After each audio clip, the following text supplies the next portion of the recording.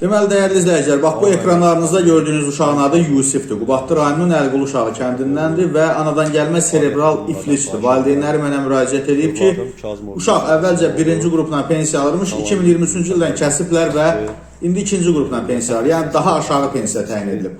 Həmin o pensiyanı kəsənlər, sizin heç vicdanınız, əxlaqınız, namusunuz yoxdur ki, bax belə bir vəziyyətdə olan uşağın pensiyasını kəsirsiniz. Qubadlı rayonunun məmurları, icra hakimiyyəti, deputatı, digər səlahiyyətli şəxslər hardasınız? Bax bu uşaq ikinci qrupdan pensiya alır.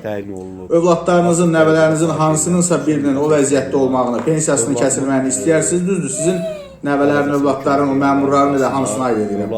Pensiyaya ehtiyacı yoxdur. Yəni vəziyyətiniz kifayət qədər yaxşıdır. Amma belə bir vəziyyətdə niyə səsinizi çıxartmırsınız, niyə vətəndaşınızla, sakininizlə maraqlanmırsınız?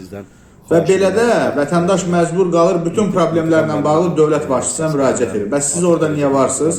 Nə üçün varsınız? Və bütün izləyicilərdən xahiş edirəm bu videonu maksimum şəkildə paylaşalım.